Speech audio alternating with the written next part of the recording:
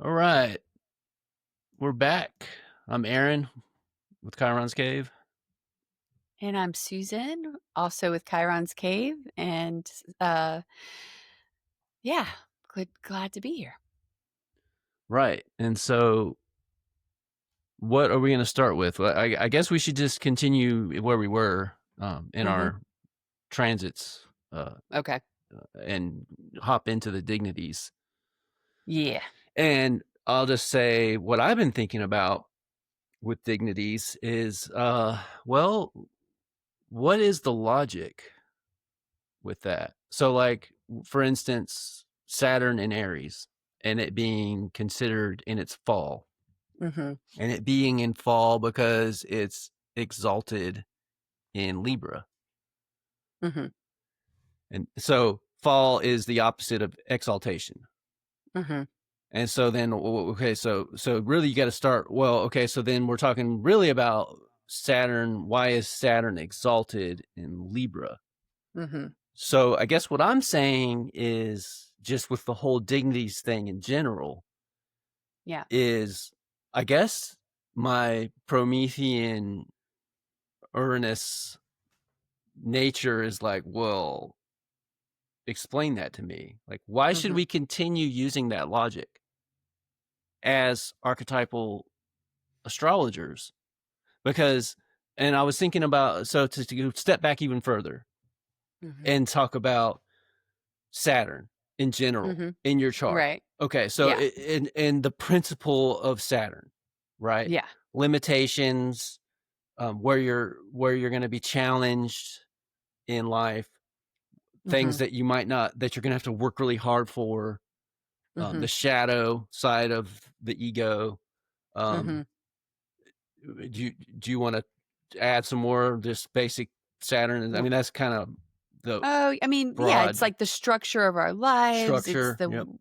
the way that Saturn has important implications for like what we work hard for, what we're disciplined about. Responsibility, Yeah. reality, material reality. Very much material reality, yeah, Yeah. yeah, So limitations. the what I'm saying is that, like, so okay, that's important for everybody. Mhm, Saturn is in everybody's chart, right? mhm, And that's a very important archetypal principle for mhm. everybody. Yeah, So, but when you're evaluating a chart, when you're mhm, weighting these things in a chart, we have all these mhm, techniques, right? All these mhm, rules, especially in the mhm. Hellenistic stuff, with like, or the Vedic, like all these rules to figure out like how to like slice and dice and figure out, what's the most important thing and like all that. But it's like, archetypally, all of these archetypes are important and they're important for everybody. And so Mhm, I feel like, what are we doing there? When you say mhm, Saturn's in Aquarius and it's on the ascendant in somebody's chart, in someone's natal mhm, chart, right? Saturn's mhm, it's like, Saturn's like dominating that chart, right? mhm. So does that mean for that person that Saturn is more important for that person as opposed to somebody who maybe has Saturn in Aries, for instance, like, you know, in the third house or something? Like, Mhm. why should we say one's more important than the other? Why should we say Saturn's more important for one person because of where it's at in their chart and less important for somebody else, when the principle of Saturn is important for everybody, and what it signifies is important for everybody? And so that's where I'm like, okay, dignities, because that's kind of where you Mhm, get into the dignities, right? Saying, mhm. okay, this planet is more important. This planet has more weight because of where it is in the chart, what sign it's in, if it's at the angle or not.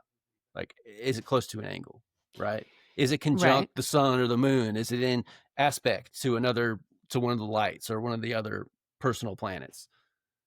right. Yeah. Well, I mean, to take the example that you give with the angles, I mean, would you say that planets on an angle have a more pronounced expression? Because I'm not sure if more or less important, Mm-hmm. that could be a semantic difference in language around the difference in meaning, right? Between a planet that's, for example, Saturn in the third perigene, right, where it's not strong or weak by essential dignity standards. Like, to say that that's an unimportant Saturn is a little bit different than saying that the themes of Saturn, or the prominence or the expression of it, or the recurrence of maybe life experiences or situations where you're getting that kind of archetype of Saturn may be much more prevalent, it comes down to maybe less importance and more experience, more emphasis or focus or opportunities in the life through circumstances, the material circumstances of the individual, to work with those archetypal energies in a way that maybe they need, or that are purposeful for their evolution, right?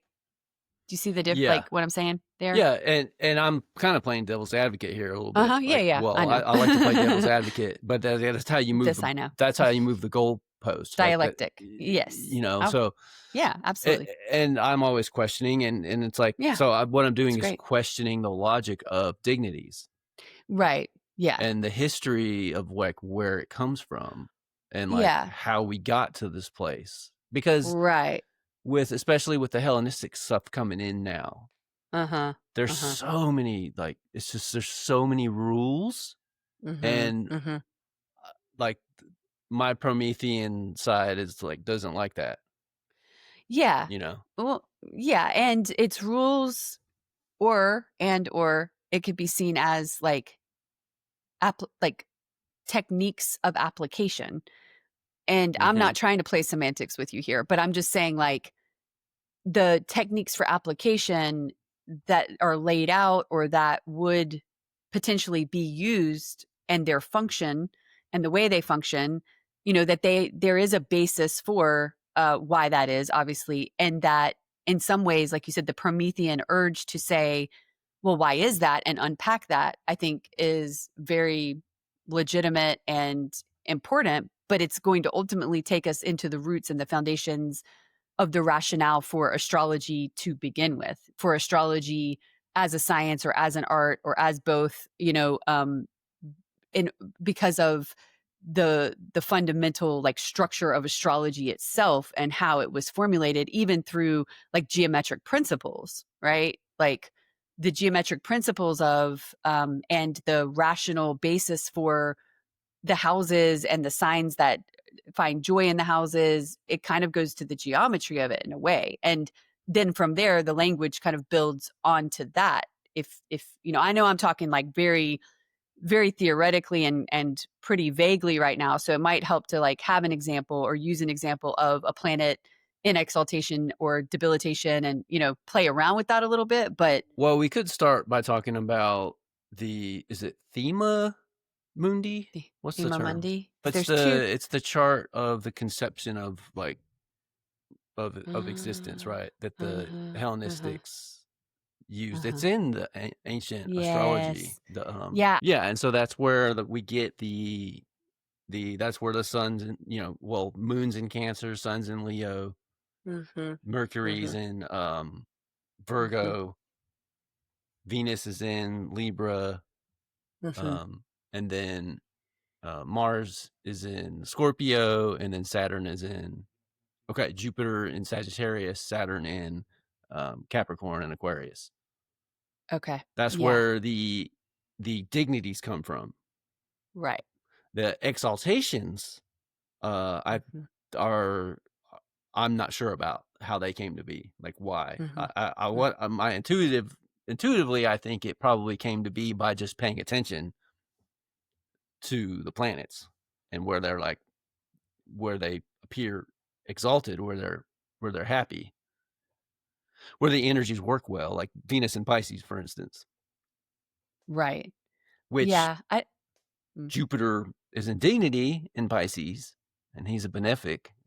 She's the lesser benefic. Maybe that's got something to do with it. I don't know. Point is, I don't know with the exaltations. But then Mhm. once you get, because see, so when you get the rulership or the dignity, right, then Mhm. that's how you determine where they're in detriment, because it's just Mhm. the opposite of their dignity or rulership. And Mhm. then fall is the opposite of exaltation. So like I see the logic, the Thema Mundi for how we Mhm. got dignity Mhm. and therefore detriment. Mhm. I don't know exaltation, how we got exaltations, but fall is just the opposite of that. So the only question mark I have is how did the exaltations come to be? Yeah. I would say my sense too is that it is mythical and it is rational in a sense, like the example that of Jupiter and Cancer. I think there is. I don't know who came up with the rationale for it, but I would imagine that because of what Jupiter signifies with expansion and abundance and flow, and that the connection to the sign of Cancer, which is normally ruled by the moon, it would be this idea of like even more of the nurturing, like the higher octave of the moon's nurturing and abundance and capacity for bringing uh, good things, but whereas like Jupiter in Capricorn, the opposite in the fall is in the sign ruled by Saturn, or in can and Capricorn, which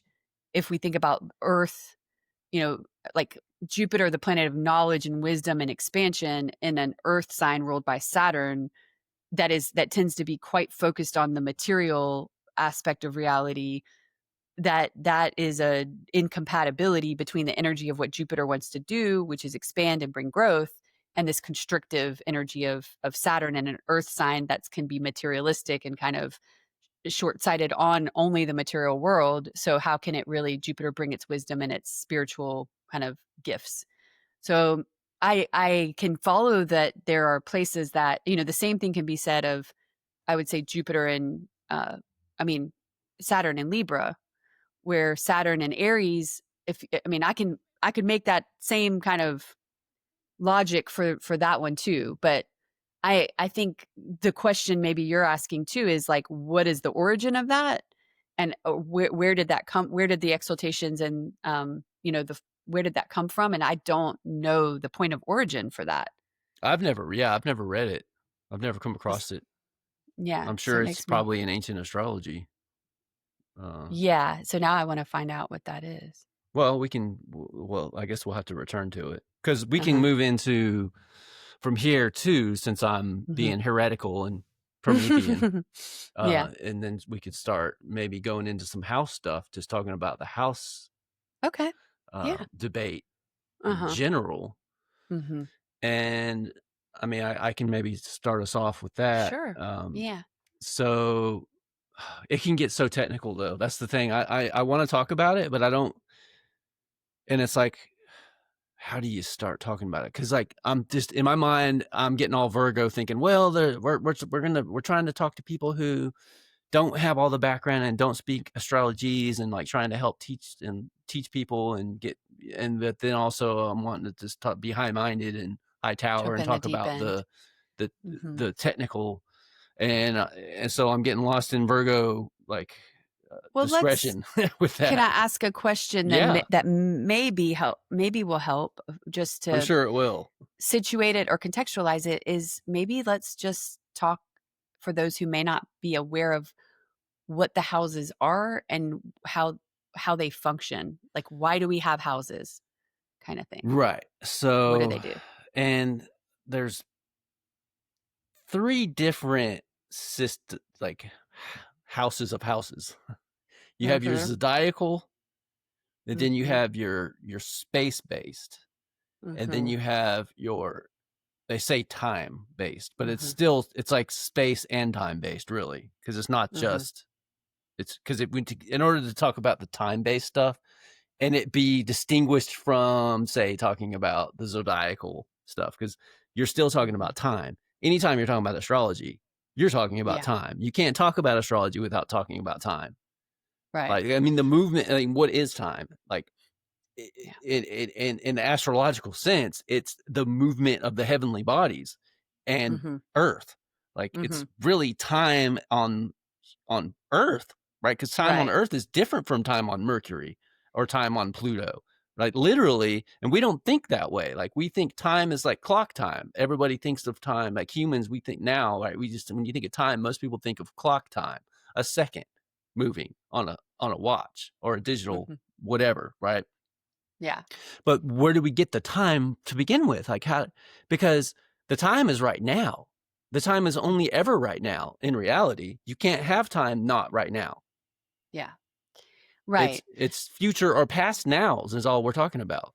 Right. But this is so I'm gonna it's just I'm just laughing because I'm like, this is that's Aquarian, a Yeah, very welcome to the Aquarian. mad scientist astrologer You're like, but what is Aquarius time? land. I'm like, why do we need houses? And you're like, but what is Well, time? yeah, First, we have to understand time. But you're right. You're right. You are. so we're You talking know, about, well, because we're starting from the basics, right? we are. Yeah. And that's the thing is like, if a client comes in, say somebody that knows nothing about astrology, right? And because one of the reasons, and it's so connected to what you're saying, because time is so important in astrology. It absolutely, it's like foundational, and it's important for the houses because the houses Yeah, are what tell us when time is going to, when it's time for first house matters, when it's time for second exactly. house matters, when it's time for seventh house matters. And one of the biggest questions people ask, the four biggest categories that clients come in, three really, but the fourth is kind of always implied. But you've got people asking questions about home and family. They have questions about partnership and when are they going to be in a, and I know that we're not talking straight predictive here, but also career changes. When people go through these big transitions, when they're the first, fourth, seventh, and 10th houses are being triggered, or they're getting the eclipses there, those areas wake up in that person's life and they're dynamic points of change and growth and, action. So like those four cardinal houses are areas of life, just like all 12 houses are areas of life.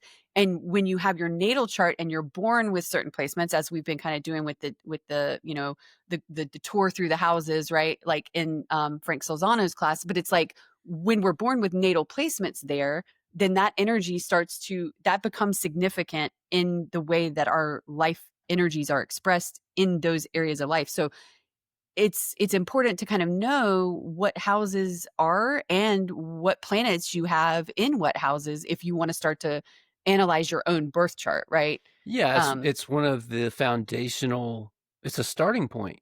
Like you mhm, can't, it's like it's you get into astrology, you learn the zodiac, you learn the signs, like what's that about? Okay. And mhm, then if you're gonna go anywhere else, you have to have houses. Like that's what brings it down to earth, right? right.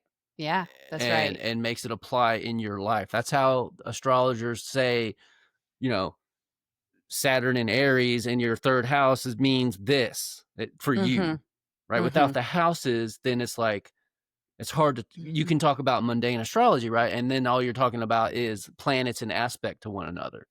And the meaning right. is defined by that, and that's it. But that applies to the whole world. So you don't necessarily need houses in that sense because you can talk about how those energies, those archetypal collective energies are at play on the Mhm, planet. yeah. Where is it going to happen at? It's going to happen on the planet. Of course, well, In your house, it's going to happen in your houses. Yeah, so metaphorically, of course. so to bring it back though, and so you're new to astrology, and and you quickly, like, if you're me, like for me, like it was like, okay, well, what's houses? And then oh, well, there's all of these houses systems, and they Mhm, all work. mhm, mhm. Okay, Yeah, they all work. yeah. Okay, so how am I supposed to decide which one I'm gonna do? Mhm, Because then the next thing you find quickly is that yes, they all work. You just need to pick one and then learn that one before you try right. to go learning about other ones. And Mhm, it's like, mhm, for me, it was like, yeah, but how am I supposed mm, to do that? mhm. You know, Yeah. how Yeah. am I How do I supposed to pick one pick? when the whole like interpretive accuracy is based on Yeah. and changes by the house that I pick? How do I know which is the right one that's going to give me some kind of interpretive accuracy? And Yeah. typically the way I think it plays out for most astrologers is that what whoever their mentor is, Mhm. whatever house system they're using, that's the Mhm. one that you're going to learn, because that's what you're going to be your mentor's doing. So they're going to teach you from that house system. Like, okay, let me ask you, Mhm. because I imagine, well, I think you said when you started with equal house? Yeah, because yeah, that's how I learned to construct a chart. So, And but was that before? But we're talking about teenage Susan. yeah, so before I learned to construct a chart, before that point, I was Sun, Moon, Venus, Mars. I knew what all those placements were, but I had no concept of the circle, right? The wheel, the natal wheel. So when I learned that, I learned from another astrologer who was a few years older than me. This was before I formally started studying, before I bought like my first astrology books. I just found out that there was more to it. And he showed me how to, yes, use equal sign houses, and then find my exact ascendant using, I forget what that's called, but there's, you can look and see where your ascendant is based on like a chart tool that I used at Table the of time. houses. Table of houses, thank you. 27 degrees, I figured that out. Then that just set the houses. I don't know the moment that I mean, it might have been when I actually got and started making my own houses or my own charts, when I got the only astrology book you'll ever need, because that was one of the first ones I got, and it shows you how to do that. But it doesn't go into the complex system of how to how to calculate the MC and IC and all that good stuff that you kind of learned at the outset, I think, in your autodidactic approach. But I was also autodidactic in a way, although, talking to other astrologers and kind of figuring it out on my own until I got as far as I could get. So yes, equal sign house by default was what I figured out how to do, because it's the only thing I really knew how to do. And then from there, when I did start studying with with an astrologer mentor, when I started working with David Rayleigh to prepare for the CAP exam, then I got my first software and learned more about the different options. And he used Coke, and but I think I was using Placidus by that point. I don't remember how I ended up moving into Placidus, but yeah, I was influenced directly by the astrology that I was surrounded by at the time, environmentally. And while other astrologers who were more technical, more kind of inclined to maybe ask that question at the outset, like you did, those astrologers had their reasons, and really good ones. And I remember David Rayleigh telling me why Coke was really reliable. And, he had kind of gone through that analysis process himself.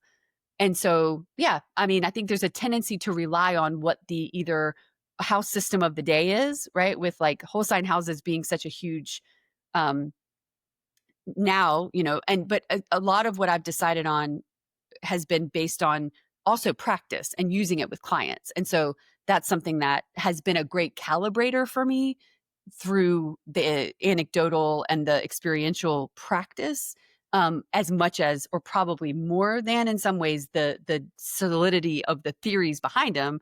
Although the theories are always pretty good. There's no theory that's just like, oh, that's total shit. Like, have you come across one that's like that? Where you're just like, no, that doesn't hold any water. There's no. Dane Rudhyar was pretty. What would you say?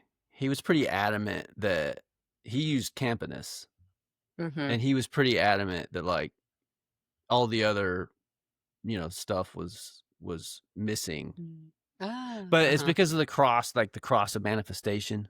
So because of the Uh, local space, and in order to talk about Interesting. that, I'd have to get into like more of the technical, Yeah.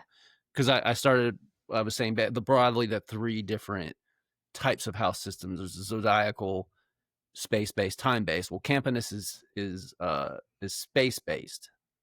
Okay. So it's taking into account your local meridian and prime vertical.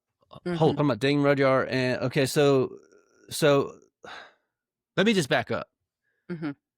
Uh, so equal house or whole Mhm. sign house, right? Because Mhm. that's was the first house system was whole sign Yeah. house, and Right. so this is like 2,000 years ago, or well, more than that. Like the Mhm. first somewhere around 2,500 years.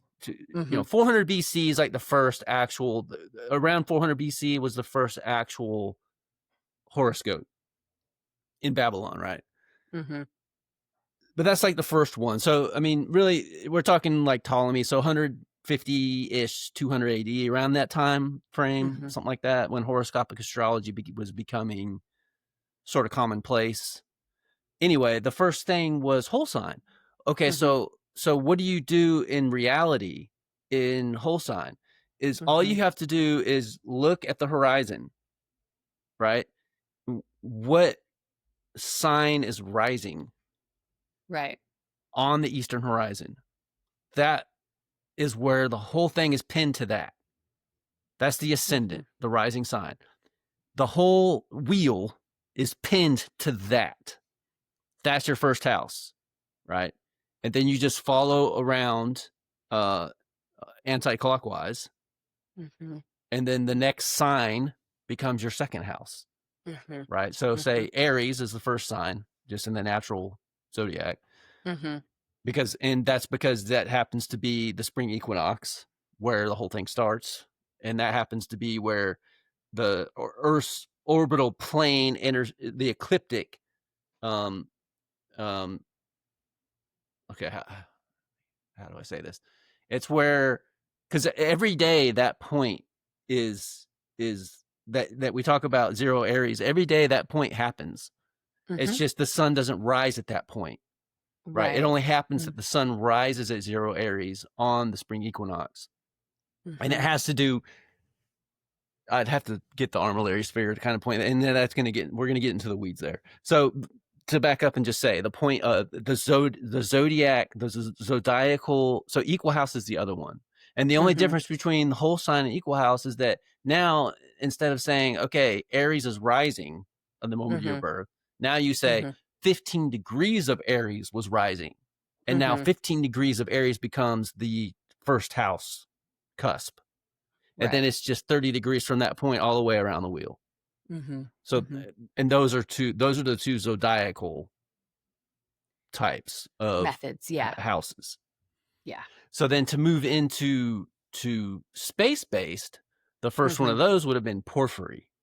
And so then what you're doing now is that you're taking into account not just the ascendant, but now you're taking into account also the midheaven or the medium Caeli, right? Which is the highest point on the ecliptic.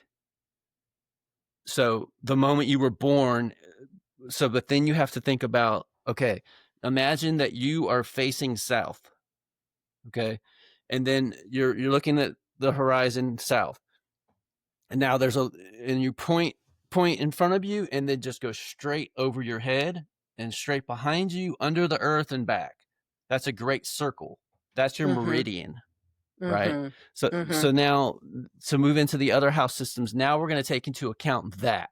We're going to take into account the north-south, the meridian point, right? So now we have two. That's the Great Cross, right? Now you have the prime vertical, which is the line, the other line. If you turn and you're facing to the east and you take the same thing and you point to the east and you go over your head, under you and back up, that great circle defines the prime vertical in your local space. Those make the cross in the horoscope. Okay. So porphyry is just taking those two things and then it's taking and saying, okay, from the point where the degree of the rising to the medium Caeli, right? And divide that by 3 in zodiacal longitude or longitude. Yeah. And you divide that by 3 and that gives you your first 3 houses. And it also gives you the opposite. So like if you're looking at the 12th, 11th, 10th, then it gives you the 4th, 5th, 6th.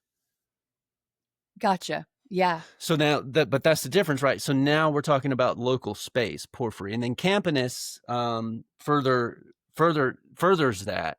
And I believe Campanus actually now you're taking into account some time.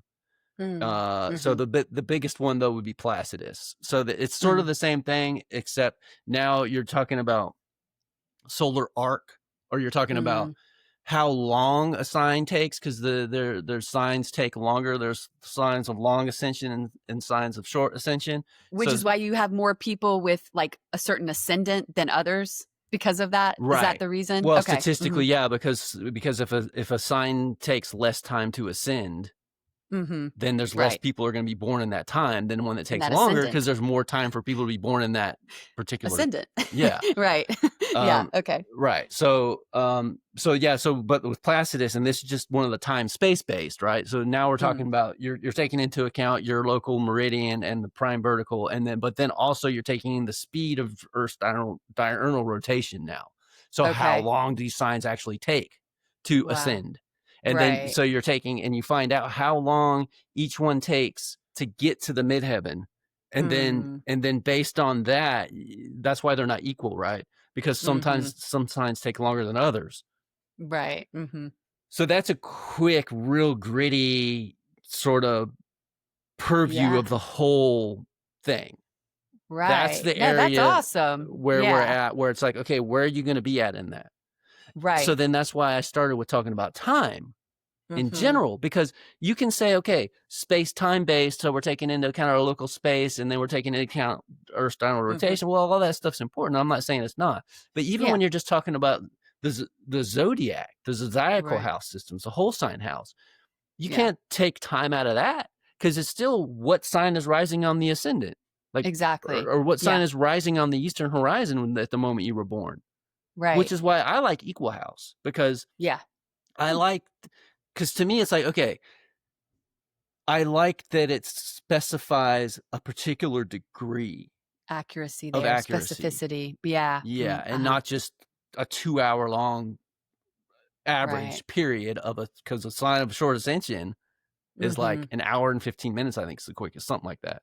And some are Right. like over 2 hours long. So the 2 hour Right. thing you hear, that it's because it's a degree of every 4 minutes. It takes Mhm. the Earth's speed is 1 degree every 4 minutes. That it's your kind of your broader point though is that the you like the accuracy of the ascendant degree and then setting the houses from that point forward as a time teller, as a table marker, a time marker Well, because within like, the yeah, the life of the degree of a sign, it seems like, well, yeah. I feel like that's important. Why would you not pay attention to that?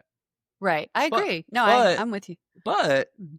for a whole sign house, there's because the whole thing is symbolic, right? To Mhm. begin with, Yeah. like Yeah. astrology in general, It's like right? how important is the accuracy, the technical exactitude, how important is that with the Especially in when they all delineation? work. Yeah. I Yeah. mean, if all of the house systems work, then nobody has any more claim to truth than any other. You can find an astrologer using Koch or Placidus or using whole sign house Vedic, or equal sidereal. house, Vedic side, and that's a whole nother. Yeah. Now we're talking about Yeah. a whole nother, Yeah. um, um, Yeah. Paradigm. yeah. Yeah. Uh-huh. So, Yeah. Right. whether tropical sidereal, now you're talking, are we taking into account precession of the equinoxes or not?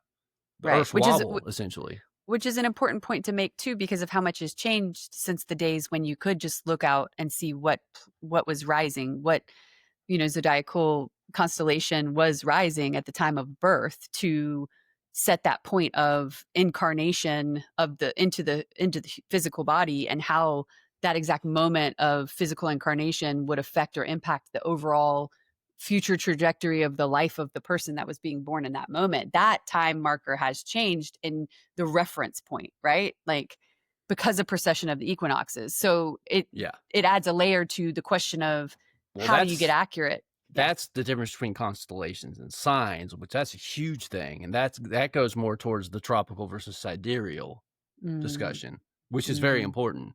Yeah, yeah, Uh, yeah, but we're not going there today, well, yeah, I theoretically. mean, let's just stay in tropical, Like because yeah, right, let's because do that for yeah, sure. because Yeah. those are the two big like Right, right, debates right. We're in not going there, no. astrology in general. Like, Right. and Yeah.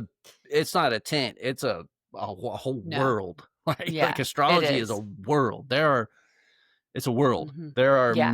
many different countries, and it's just oceans, Right. and like, Yeah. are you under the ocean, or you can be above the earth? Like, there's in astrology, right? So yeah, let's just Right. keep it to the tropical. So how do you because of course, I'm coming from the perspective of helping clients, and I think even new astrology beginners or intermediate astrology students even to my focus is always on how to create meaning, right? Right. Like with the background in Yep. literature and all, it's like, okay, how do we create meaning if there's this kind of paradoxical nature Yeah. of the accuracy of all house systems and yet the need for deciding or perhaps using a consistent lens through which you're going to derive that meaning, and I think that's a question for astrologers, other astrologers, but also, how important is that to answer before trying to determine meaning, especially when you're hoping to give and share that meaning and show another person how to create that meaning for themselves or understand themselves better or understand the timing of their lives better. It can get pretty existential. Well, yeah, but you then know if you want to talk about timing, like it's like that's why, like with Hellenistic and all the and Vedic, Mhm. and all of Mhm. the Mhm. techniques that are used for basically for prediction. Maybe Right, you're not right. now. Maybe you're a psychological astrologer, and you're not trying to predict, you know, Yeah. when you're going to die, the moment you're going to like. Because there are techniques for predicting when you're going to die in the But Hellenistic stuff, like. but even to understand the present, to understand the self, like you said, everything is presence. It's all in the present. That determines the future by its very nature. So even if you're not trying to be predictive, I'm kind of speaking to your point here and saying, yes, like you're right. That's not for the present to matter as much.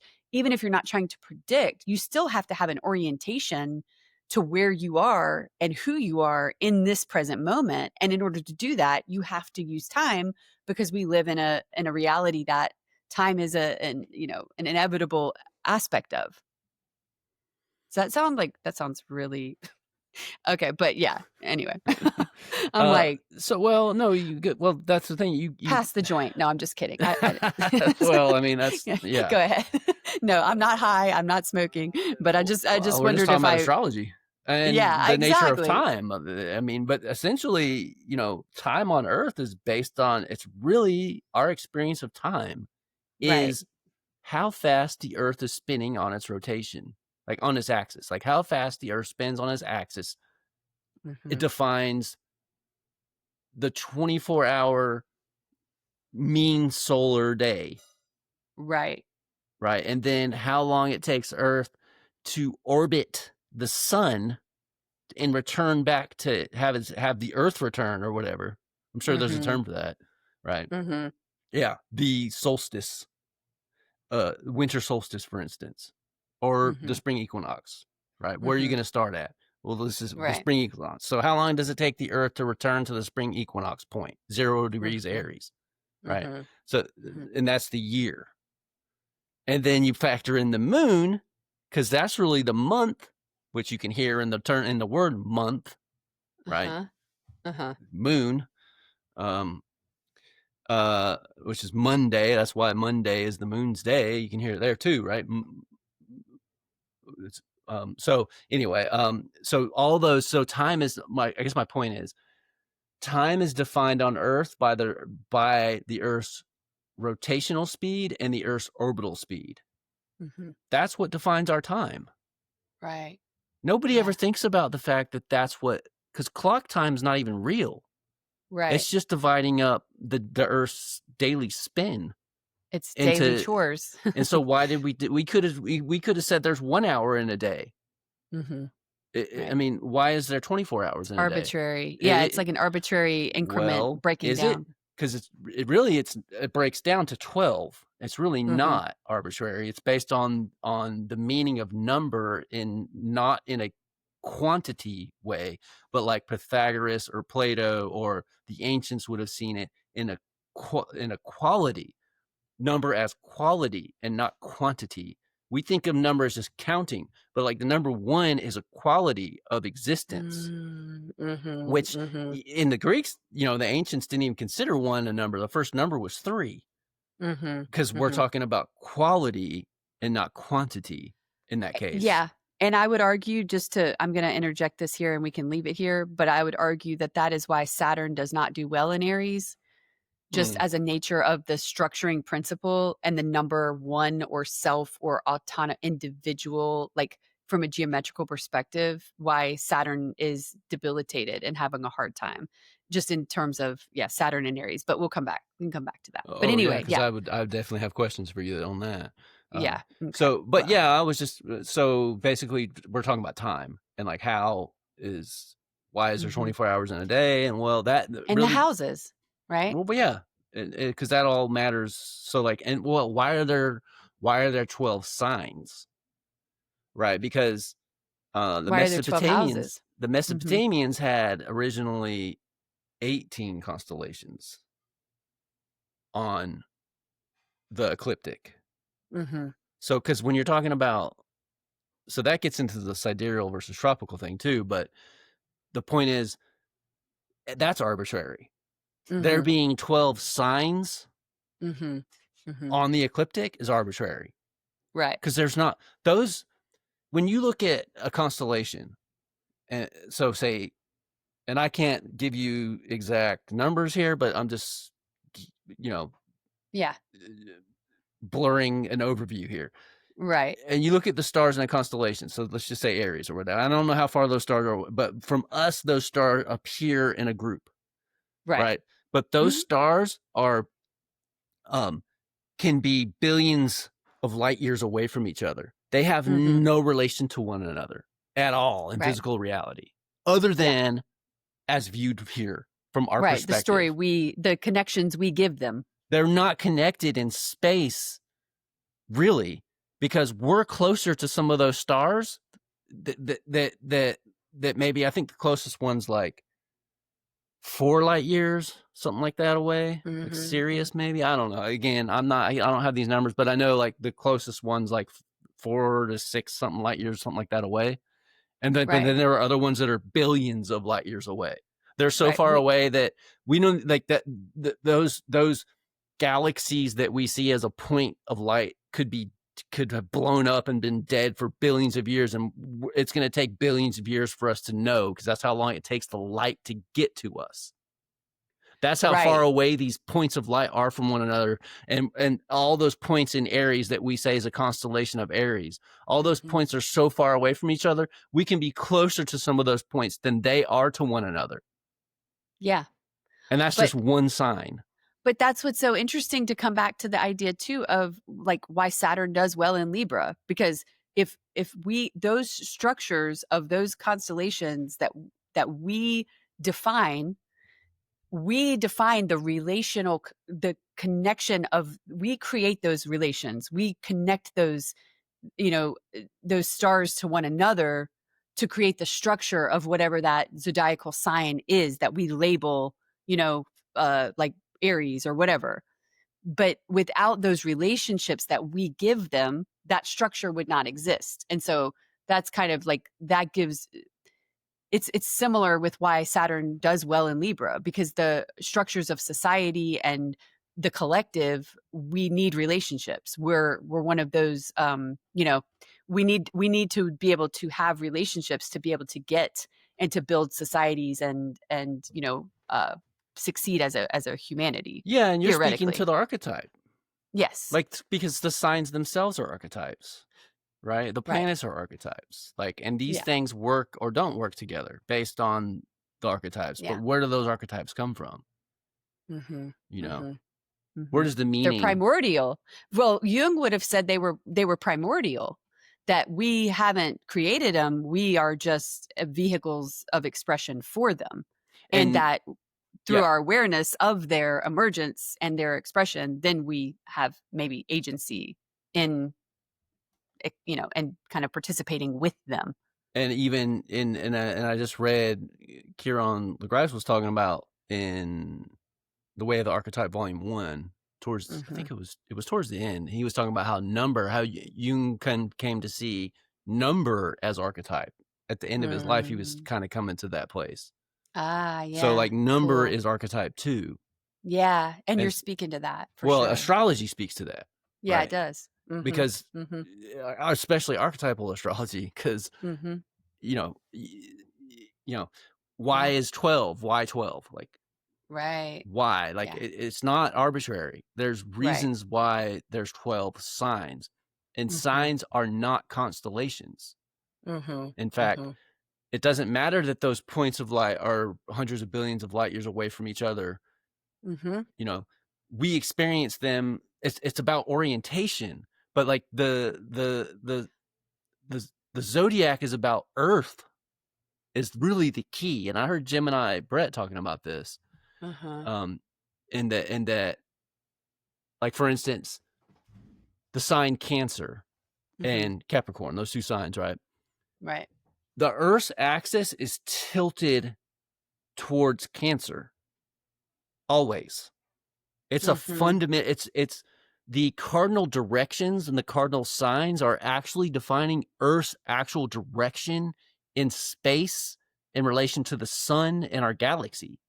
Mm-hmm. That's not Mm-hmm. arbitrary, but Right. that tropical zodiac is based on the Earth, right? Right. Because the stars out there are hundreds of billions of light years away. Like Yeah. they're Yeah. so far away that it's like they're just points of light to us. It just orients us in the fabric of reality is all it does for our perspective here on Earth. Like when we look at the Mm-hmm. stars, we can say, okay, this sign is rising, right? Constellation or whatever is rising, Mm-hmm. and it's this time of the year. So like we Mm-hmm. know where we're at in our orbit around sun based on these things. You know what I mean? And that's why it's important. Right. But it's about here on Earth, and you talk about bringing it down to Earth, like what the Mm-hmm. houses are doing, right? Bringing all this Mm-hmm. down to Earth. Well, that's what the Mm-hmm. tropical zodiac really does to Mm-hmm. begin with, Mm-hmm. Mm-hmm. right? Yeah. It Yeah. brings all of this here to us where the meaning is where we make meaning and how it actually matters in our daily life. Like, right. Yeah. Yeah. Yeah. It's very cool, very illuminating, and seems to strengthen the case or the applicational use of the tropical zodiac as well. Well, Gemini Brett is really doing, and I just started sort of getting into his work because it's Mm-hmm. what I don't think he hasn't written any books, right? So it's like all videos Mm-hmm. online and stuff. So, but he's like really good. He's like what I'm trying to do, but he's been doing it for Mm-hmm. a long time, and he's well more advanced Mm, than me. Kind of mm. basically is Yeah. what I'm seeing with him.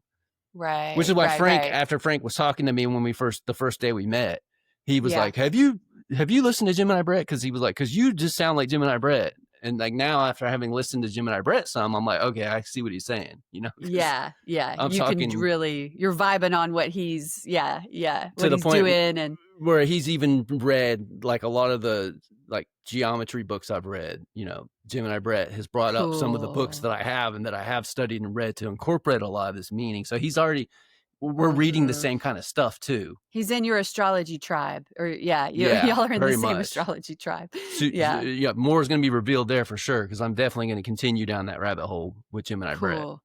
Yeah, Um, that's awesome. but pulling this Yeah, back to the houses because yeah, like we yeah, just we just we just yeah, toured out hundreds of billions of light years away. yeah. You know what I mean? And now It's here a we are. good thing that light travels fast, right? I mean, Yeah, well, we're I mean, back now. but you gotta, I mean, people, you need to think about this stuff. Like, Yeah, and that's my crusade is like, okay, especially with AI now and software and computers and like, what are we just gonna yeah, do that? Are we just yeah, gonna live in AI? Like, yeah. it's like I said, No, the we're. I last, don't think. go Sorry, ahead. go ahead. Yeah. No, no, no, no. I'm getting like, I'm getting just blurry from like, I'm cross.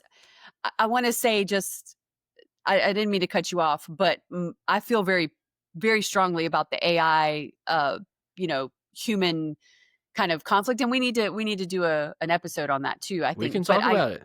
I'd say that the human element is so important, and maybe you and I were talking about this, but about what's going to happen when Uranus goes into Cancer. It might have been my friend No, I Barbara don't. and We I, weren't talking about that.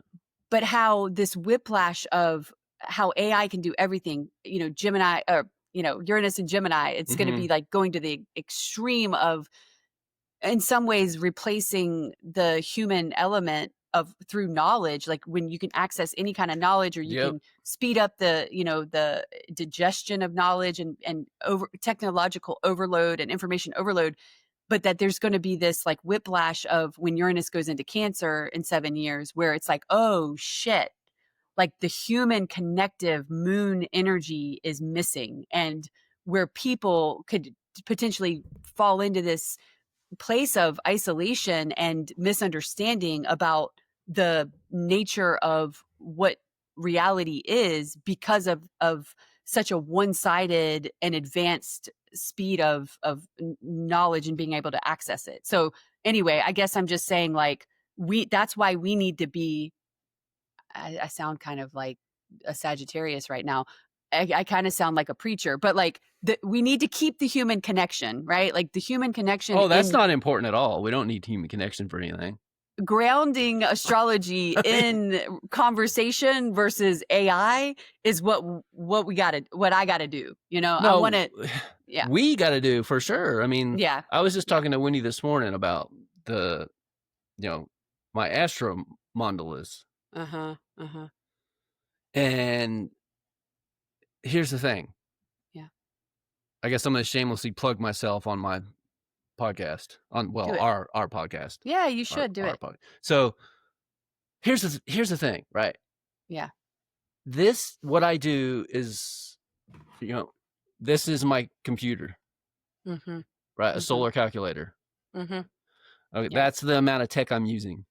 And I could do this by hand. I'm just drawing a line there. I'm saving myself time by using a solar calculator. Forgive me, right?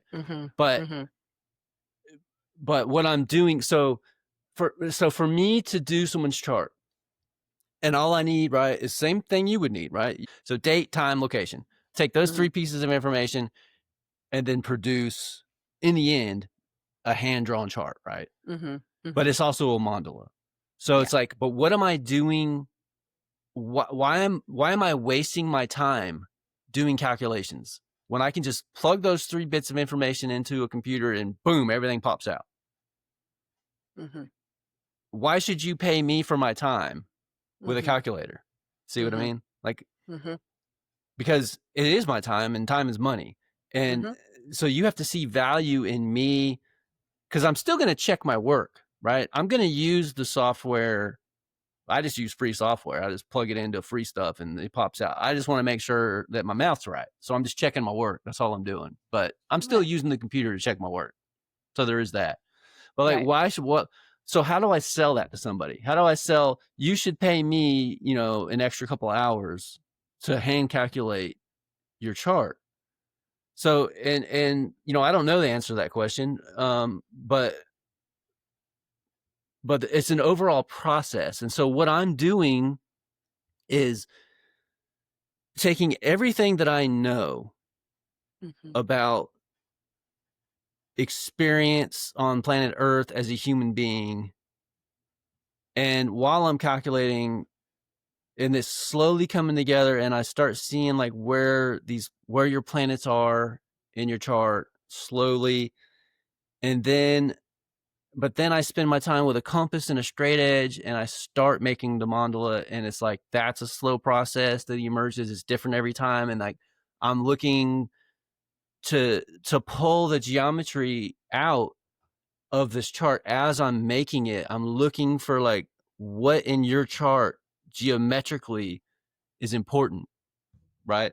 And so AI can do that, sure, but it's like, it's based on, what's it based on, and but how is it different, than, because AI doesn't have intuition, and I think that's the hugest soul, and that's spirit. the hugest thing, right? That's missing there, and especially because as you're describing it, it's a divinatory, revelatory, meditative emergence of information that comes through your intuitive, but also your rational faculties. Yeah.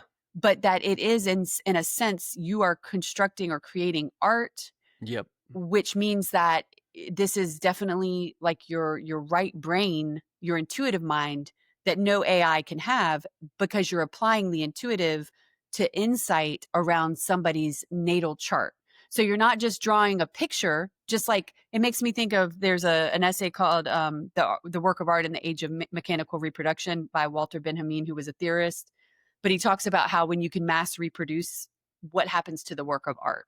And what does art do for us as individuals, but also, how our relation to art is something that I think is vital to human, existence. Now, that doesn't mean that somebody necessarily has to have an artistic representation of their natal chart, but if they value astrology as a form of knowledge or insight, then they likely would also value something like that if they're approaching it with a kind of reverent, way of looking or relating to themselves and their life, as opposed to a quick fix, a quick answer, a quick manipulation of how they can get this info to determine, to get something they want, or to spin it and turn it. And, if they are actually approaching astrology with some kind of deeper reverence or desire even for self-understanding of their life, then I think that a work of art or a work of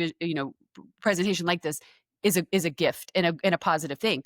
Not only that, but if you're bringing in this, if you're bringing in your knowledge and your insight of a chart, like you've done and like I've seen you do, then you're actually allowing it to be. I thought of like a scrying kind of thing, where like Sure. when people scry. Yep. So it's a little bit like that, It's because very you're, much like that. It's yeah, and exactly yeah, like that, actually. Yeah. right. Yeah. So I think that's what AI can never give to somebody else. And that's what somebody who But can it can appreciate make it, that is, but it can produce it though. it can See, produce it. it can make Yeah. it, it can shit it out and it look even better than what I can do. Right. But Right? guess what? It doesn't have. And this again is this, I'm coming from a theoretical standpoint, not necessarily from a standpoint of selling your work. Although I love your work, that I do. I think Thank you. it's really important. It's really valuable. And I got a lot of insight both from what you shared about it, but also I see it as a mandala or a point of contemplation within myself. It is a little bit of a transcendental third when I look at it or when I reflect on it, because the meaning of it changes based on the reflective process that I might be in at that given point in time. So, but more so than that, even, it's like, just from a theoretical point of view, the meaning of it. If AI can spit out a chart and it can start interpreting for somebody, does it have the meaning? What level or what layer of connectivity or meaning does it have to have? In other words, they can approach it synchronistically, but they can't approach it holistically. And so, like, for example, and I don't want to be too long-winded here about this, but I want to mention, somebody sent me some information that they had gotten off of Chat GPT the other day that had come through. And Chat GPT had the wrong sign, they had the wrong rising sign for the person, like it was all trumped up, but they found meaning in it. But it's like, well, okay, then you found meaning in it, but it's not based on astrology if you did, And is that okay? Yeah, maybe. If somebody can get something that's a representation of something that they think is real, but does it matter if it's real or not? And it should, if we're going to keep our humanity. Do you want your Mercury, you know, uh, clean and sober, or hitting the meth pipe?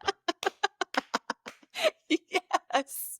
Your 'Cause that's the filter of difference. reality. Yeah. Yeah. How do you Exactly. want to get your Mercury? Because or your Uranus, or for that matter. Does it matter if you're actually connected to reality? And maybe you could make the postmodern argument that no, it doesn't. But Well, I don't think then that's going to work for that's a good people place to very long. go. Yeah.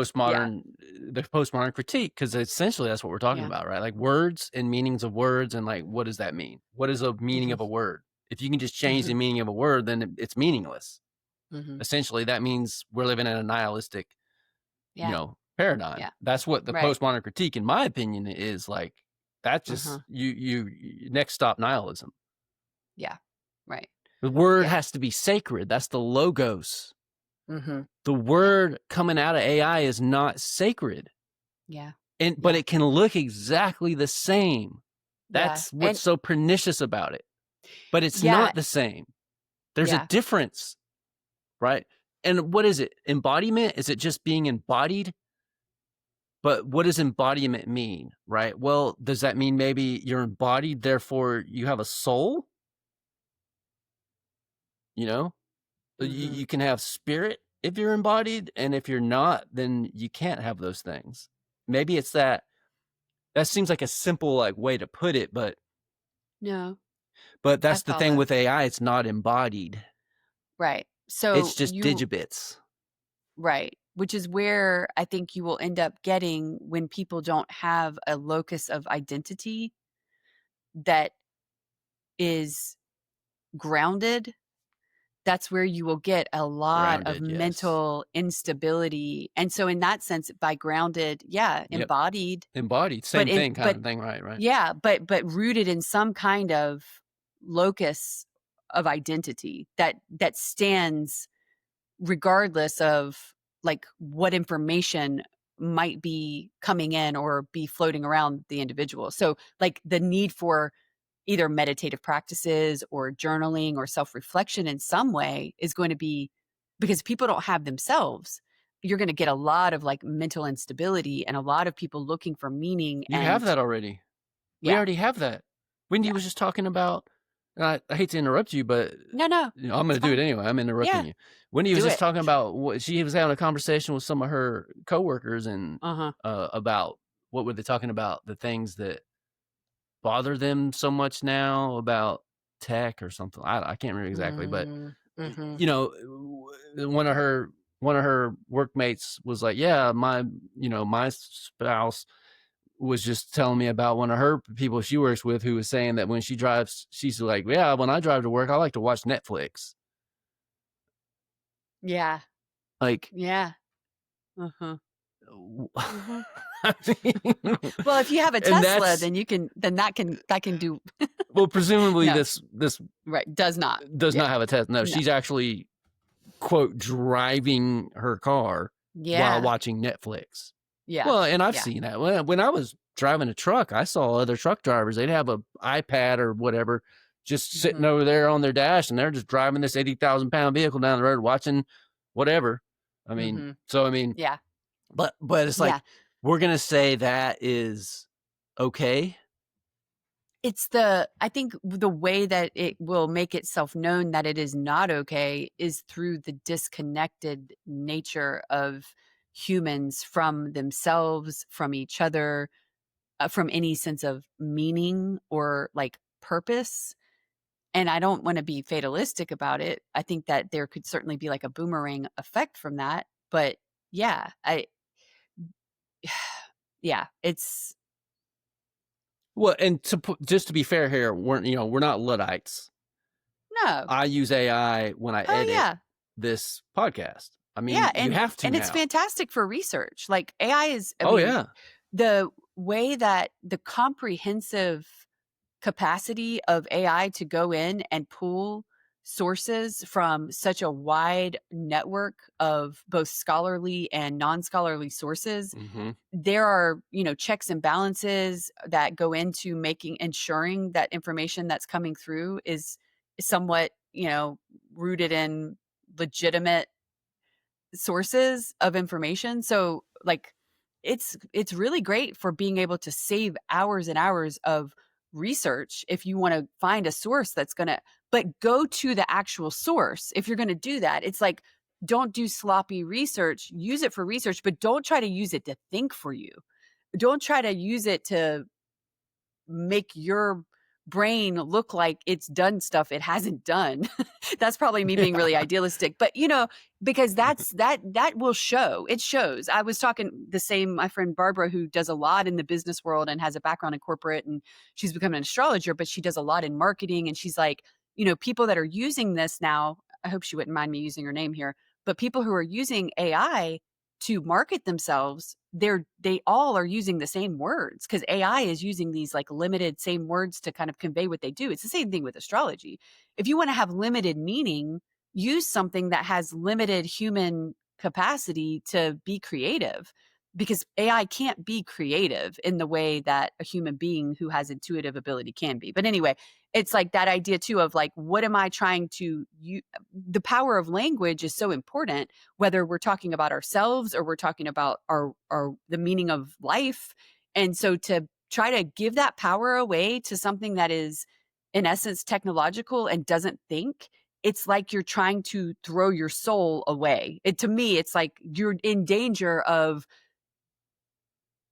disembodying yourself In fact, willingly. that's exactly what you're doing. You're selling your Uh-huh. soul to the devil.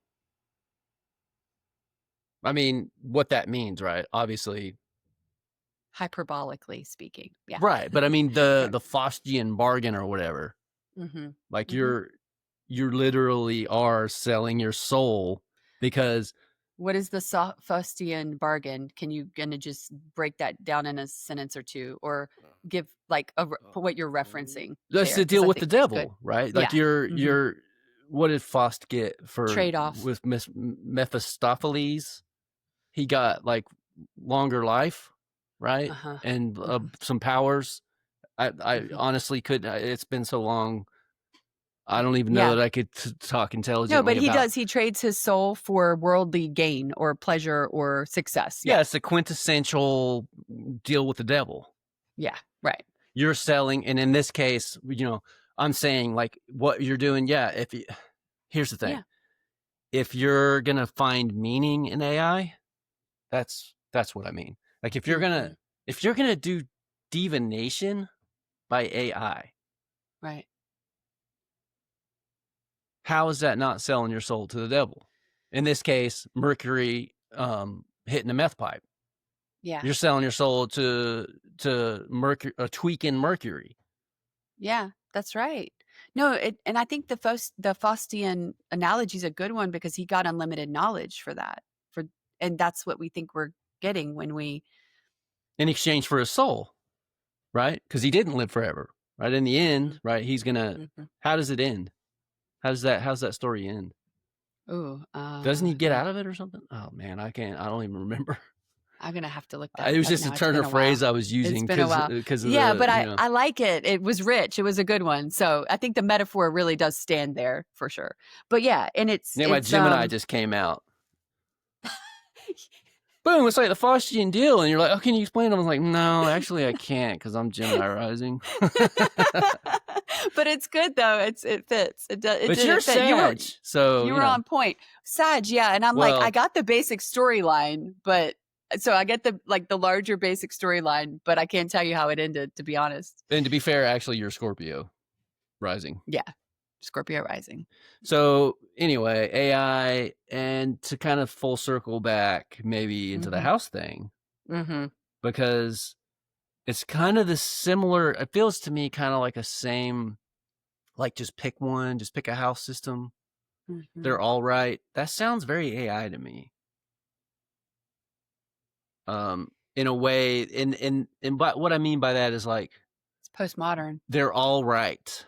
It means nothing and it means everything at the same time. Like in Yeah. I'm like they can't all be right, but like, Mm-hmm.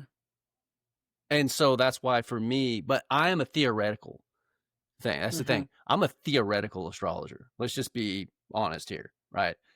I've Did we really consulted. have to? Do we really have to clarify that? No, I'm just kidding. Yeah, but we no, go. did. Oh, yeah, because everybody else, like, yeah, it's like the person comes out of the It's closet apparent. and everyone's like, You're we like, knew since you were 3 years old you're gay, man. What do you, come on, you're the only one that didn't know, like, or that thought no oh, one, like, really? A yeah, theoretical astrologer. yeah. Oh, okay. Yes, I am. You mean you knew that already? So the point I'm making here is Touche. that I'm not consulting. I have Right. dipped my Right. Right. toes in consulting waters for the experience, Yeah. because I thought, oh, this is what astrologers do. You're supposed to be a consulting astrologer. If you're into astrology, like, and you're serious, then when you're going to make Right. money, then you're going to be a consulting, counseling Yeah. astrologer. Right. Yeah. Essentially, that's kind of like the playbook, right? Like, Yeah. not denigrating because like you're a consulting astrologer, obviously. I'm not saying I Mm-hmm. have a problem with that. I'm just saying for me Mm-hmm. personally, and maybe I will end up as a consulting I was astrologer. gonna say I think the jury's still out, but more Yeah, will be revealed. But yeah. it's just going to be in my own time, in my own way, and via the astromondola, Mm-hmm. Yeah. because that's kind of where I ended up doing. But so the houses. So that's why for me, where I'm at with the houses is Mm-hmm. that I have basically distilled it down to the angles. Mm-hmm. And I'm looking, but keep in mind, like I said, I'm not doing like what you're doing, where I'm talking to somebody and saying, okay, this is happening in this house. So Mm-hmm. it's like, for Mm-hmm. me, it's a way of weighting. It's Yeah. a way of, yeah, WEIGHT. Mm-hmm. Yeah. weighting planets, like weighting things in a chart and saying, okay, this is very important for this person. This planet Mm-hmm. is very strong for this person because it's, conjunct the ascendant, or Mm-hmm. near the ascendant, or the midheaven, or the descendant, or the Ian Chailey, the nadir, Right. which Yeah. isn't the nadir. The zenith and the nadir are two separate points, but that's beside the point. Yeah. Those points are different points, but that's beside the point. Just not the right point. You know what I'm saying? So they're beside the wrong point. I follow 1,000%. I promise I'm going to put the shovel down. Oh dear. So yeah, where I'm at with houses is basically I'm like, okay, if they're all true, I'm going to use all of them. Yeah. I'm using all the houses. Yeah. I'm going to use whole sign, equal house. I'm going to use Placidus, and really that's kind of for me like, okay, Placidus is the time space based one. Mm-hmm. And then like Porphyry, I really like the idea behind Porphyry. I like the if I had to pick one for that, but like I haven't challenged any of this in like real life stuff is the point, right? Because I'm theoretical and not consulting. And that's part of where like maybe it would be maybe that's where it gets interesting perhaps at some point where, you know, like the consulting skills, whether you almost have to either be in an environment where you get some of that analysis and chart analysis either in a group or maybe it's not on like one-on-one consulting per se, but that you can kind of see where and how these different house systems may or may not change. What if I just have 4 houses? Yeah. But what are you interpreting? It's like, what are you interpreting with those houses? Well, the first, 4th, 7th, them, but none of them. Well, just the angles would define. So like I'd have a first house would be like, for instance, from the ascendant to the midheaven. That's first. That's house 1. And then from the midheaven to the ascendant is, well, that it would actually be okay because it's 1st, 4th, 7th, 10th. Yeah, I don't know. I haven't thought through all this. I'm starting. This is where I've started to think. That's where I'm at now. I'm starting to be like, how do you do that? Like, how do you apply that? Yeah. Yeah. I could never do that because I'd always be like, oh, it's a little closer over proximity to this side. Yeah. It's like proximity. And that's kind of like Porphyry, right? You take the ascendant to the midheaven and divide that by 3. And then there's your 3. That's, 12th, 11th, 10th house. Yeah. And like, but all you're doing is just dividing the ascendant and the midheaven into 3 areas. Yeah. You're still in the same territory. You're that's just kind of, yeah. You're saying how close are you to the midheaven versus to the ascendant? Right. Or are you at the midpoint?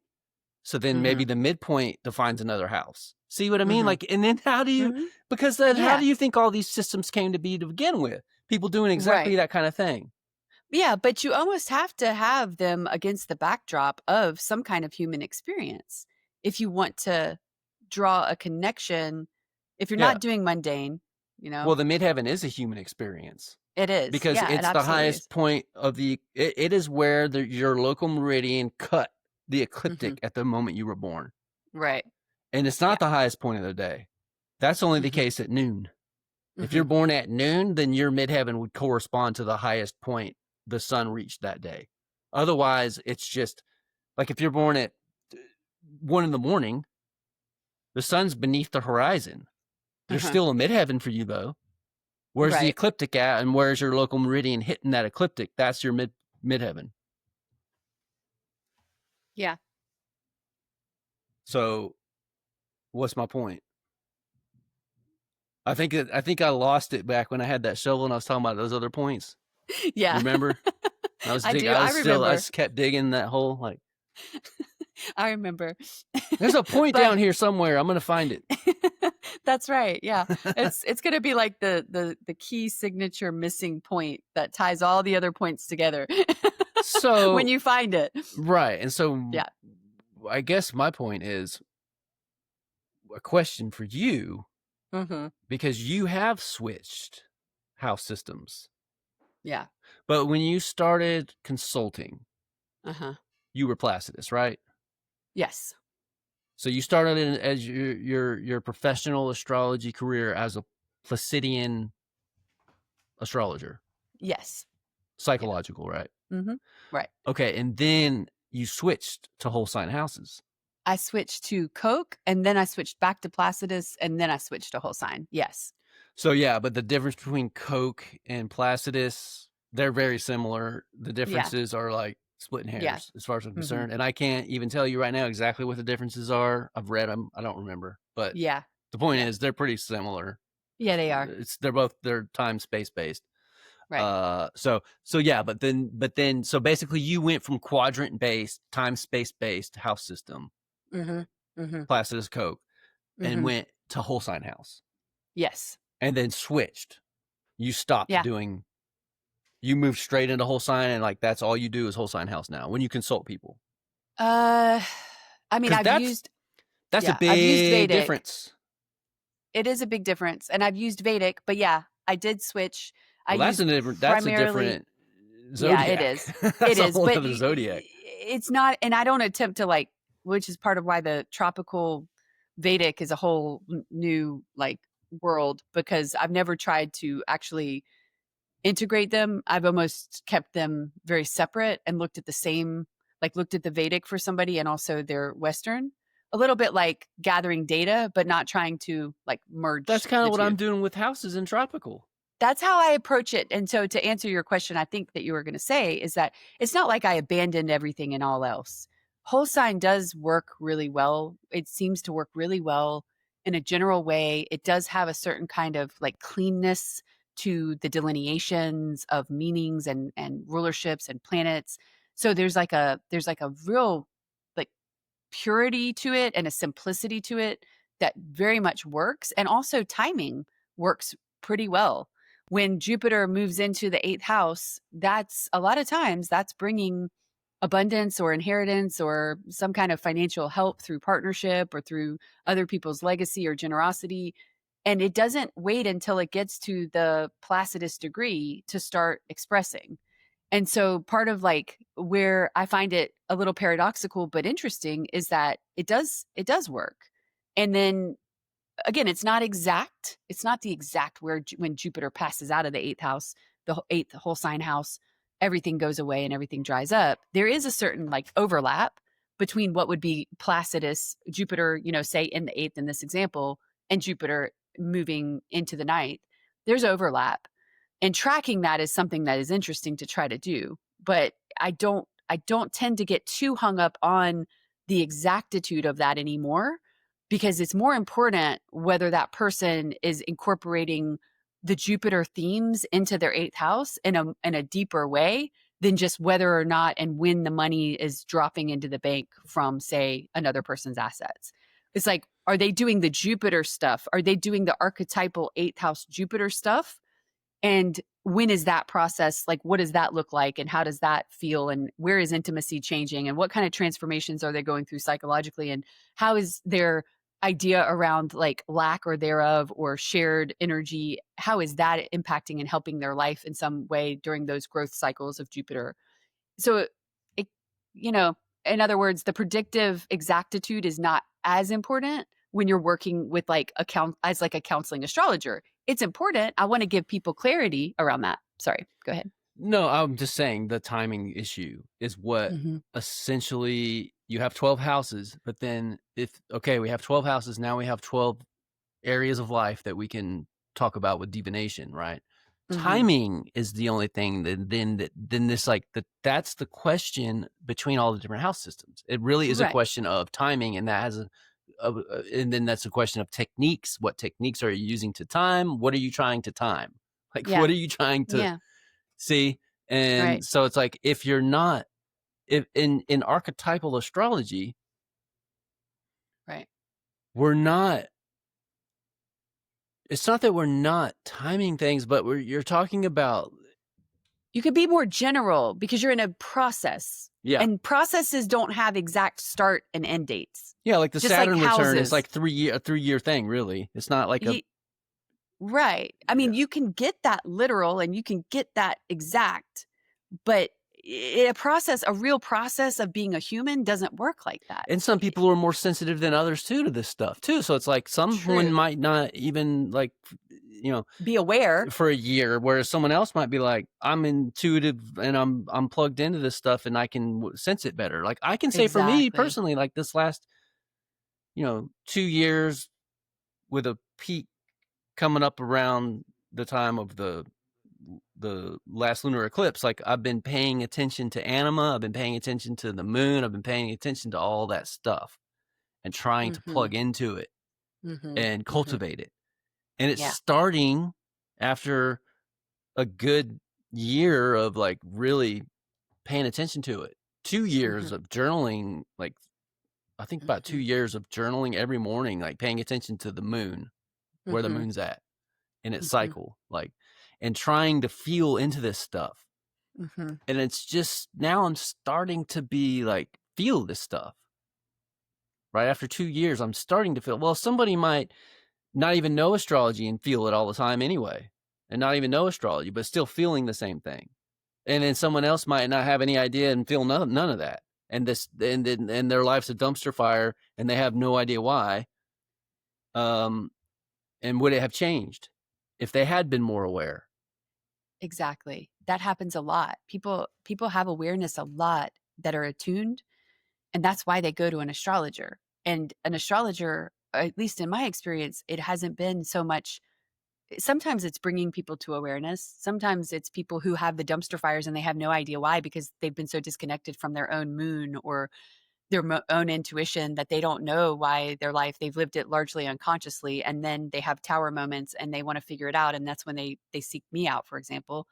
And then other people, they're highly attuned and sensitive, but they don't know why, they don't know what's happening, and being able to explain to them using the language of astrology what's happening, orient them. It's like giving them the navigational tools of saying, okay, you're here, and this is the language to kind of describe energetically what you're feeling.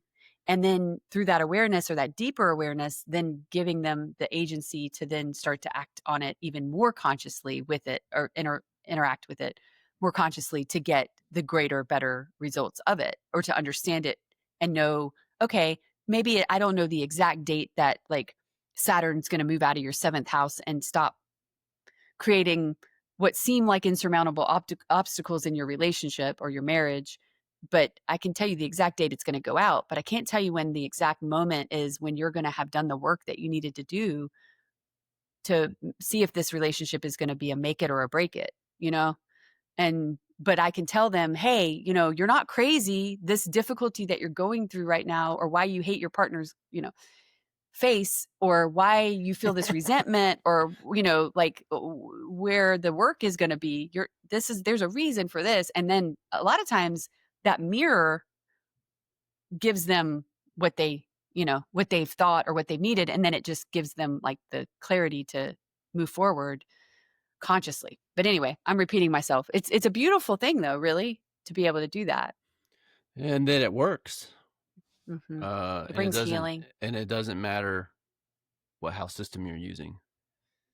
As long as you're playing by the rules, I guess, of that house system, or maybe that's not even the case. Because really, the case is orbs. That's the Hmm. case. And I think you can calibrate to people by asking questions. So yeah, orbs are important, but like, if nothing that I'm, if I'm, you can get exact and ask questions and say, you start asking questions around the time that Saturn went into the seventh house, right? And they say, well, no, I noticed that it was more closer to this time frame. And it's like, okay, interesting.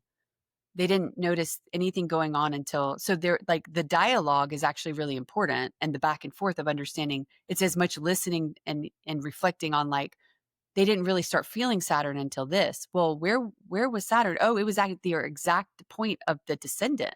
It was at 7 degrees. Their Aries, and at 7 degrees is when they really felt it. So isn't that interesting to note that Saturn really showed up for them and felt like in a felt way when it hit the actual descendant. So then that's like a check plus for to go on the ledger of, it's all kind of constant experimentation and like recalibration. If that does that make sense? Yeah, well, especially with everyone's going to be different. Their Right. sensitivities, their intuitive Mm-hmm. capabilities, their in touchedness Yeah. with their Yeah. anima, with their Events that might animus. have been surrounded that, right. They're Yeah. to put all that into one thing, right? The level of awareness they're Mm-hmm. bringing to their life. Mm-hmm. Mhm. in more of the depth psychology, like individuating way, Yeah. you know. Right. Right. Yeah. Because and that's the thing with psychological or archetypal astrology in general, is like we say, you know, that your level of awareness and the level of consciousness that you're operating from will make a difference in your Yes. options, Yes, very much. in like, yeah, maybe your dumpster fire, you're gonna be able to put it out real quick, as opposed Right. to just letting it go on for months and months and then burn your whole life down. Yeah. See? Yeah.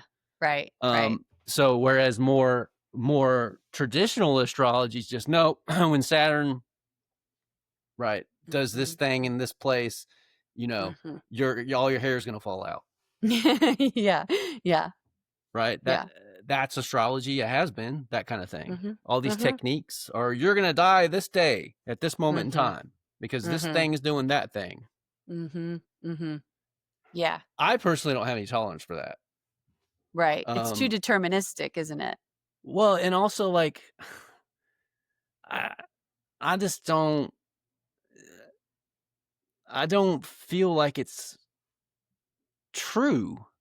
Like, It why can't would you be. even, but then also, like, why would you even want to know when you're gonna die? Mhm. Better to just live your life like you might die the next second.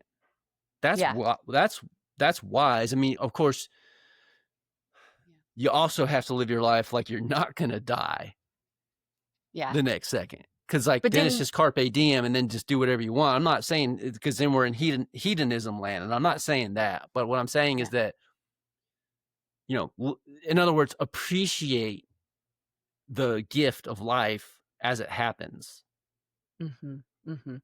you know? Yeah. I love that, and I think didn't the Buddhists say that you were supposed to meditate on there's a like a thought in Buddhist philosophy that if you meditate on death every day, then that's like one of the best ways to be present, and it comes You back to that sure? idea of presence again too, where astrology isn't so much about like trying to figure out the future or control the future, but just to find a better way to be aware and present now with what the conditions of your life are, and so that there can be like a greater like joy in that moment or in that understanding.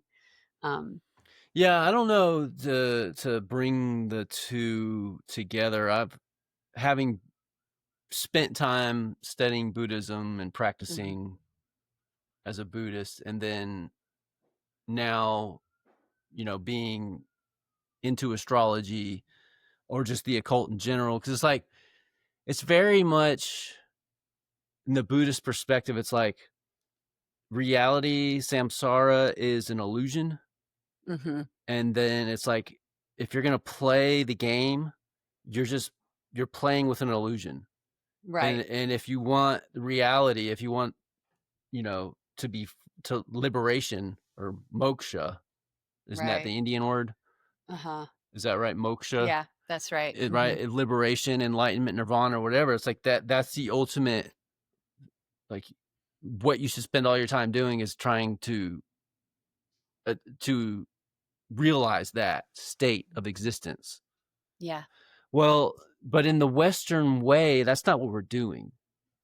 All the stuff in the occult, all the astrology, all, because if it's that simple, and I'm not saying it's wrong, but I'm saying we can't all be enlightened sages. And like, are you? I mean, because then it's very philosophical waters, because are we incarnated just to not be incarnated? Like, to are we escape just from here that, to escape from here? Like, what could be the yeah, point of that? That seems real yeah, meaningless to me. Which is why I'm right, not Buddhist anymore. I mean, really, because I yeah, didn't. Well, you don't attain enlightenment, right? It's not something you can attain, yeah, right? And it's like, you can't even say what it is, which is why all the Buddha said was what it's not. He never said what it is. He would just always say, enlightenment is mhm, not this, it's not that. mhm, But mhm, not, it is this. yeah, Um, so yeah, this is in, for my own personal life, where this is still an area where I'm still philosophically, grappling, yes. mhm. Yeah, I think that makes sense, and And I'd love to talk about it more too, because I think it does, it ties in with like with my like why I teach Kundalini yoga, why I do meditation and breath work, and the relationship between whether are we trying to renounce, like what are we trying to do or attain with any kind of spiritual path or meditation, all of that. But in terms of the real world, I have to go pick up my kiddos. Oh, yeah, So okay, yeah. yeah, we Well, should probably this wrap has up. been a yeah, this has been a bit It's been lot. a It's been a lot. it It's has like for been yeah. What do you call it? A saga? yeah. Anyway, yeah, it's been a And long one. here I'm like, we're gonna try to be more accessible to people who don't speak the language, and like, but first we have to start with what is time. I don't know that I'm gonna be able to. I don't know. But That made me laugh. Well, I'll do my best to try to help ground it. But yeah, it's been yeah. interesting. It's been great. I've enjoyed talking about all of this stuff, and I think that's good. And we can ground more in future conversations and get feedback. Hopefully, that will help us do that more so. And yeah, because sharing the info with all different levels of knowledge is hopefully, you know, the goal. And I know it may be impossible to some extent, but I think it's possible to a large extent. So anyway, All right. Well, bye everyone. bye.